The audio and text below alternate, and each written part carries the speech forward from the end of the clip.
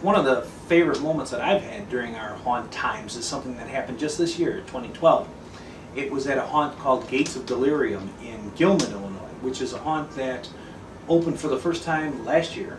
And we made the trip down there. We liked it so much that we went back this year. We went back this year. It's a little ways down, at least for him. Yeah, Gilman for me is at least an hour and a half from my house, but this haunt is well worth it. It's only about 45 minutes for me. Yes. So, when we were at Gilman this year, one of the things we like about this one is that it's in a building that's actually carpeted. Yeah. So when there are scenes in there, the carpeting not only deadens the sound in the building, and it makes it very creepy because you can't hear anything, so your ears are very in tune with what's going on. But also when they have scenes in like a bedroom or a living room or something, it's carpeted and it fits. It feels like you're actually in somebody's house that's really haunted.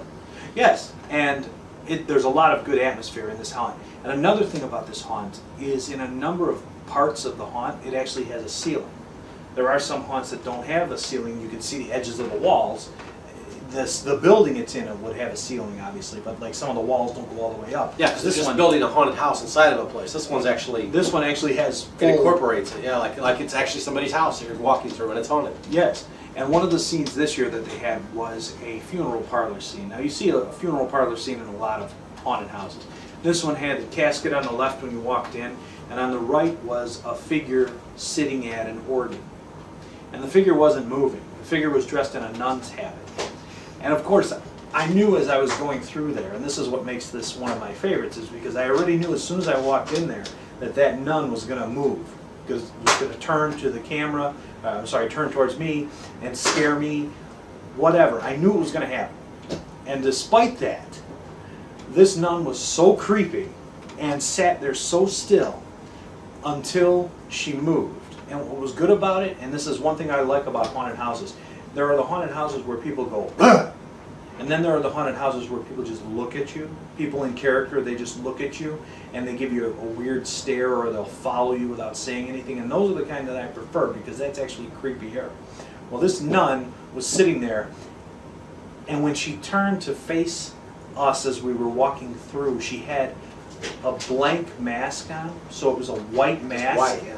And her habit, the nun's habit, went all the way around the mask. So you just saw this blank white mask with eye holes and a small mouth.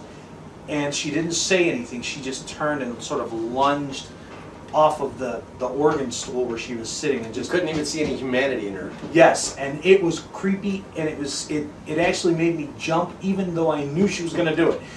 Again, this is another favorite technique that I like that haunts employ, is when you actually see the monster or the figure that's going to scare you when you walk in.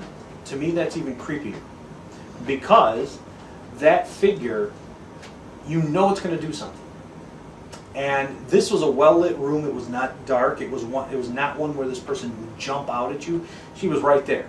Yeah, it feels like you're walking in somebody's living room, basically. You know, where they got the piano set up, like that kind of thing. And it was creepy. Just the look from that nun was creepy. It was one of the things that separates Gates of Delirium from other haunted houses, and one of the reasons why it's well worth a trip down to Gilman. And I would definitely go back next year. I will be going back.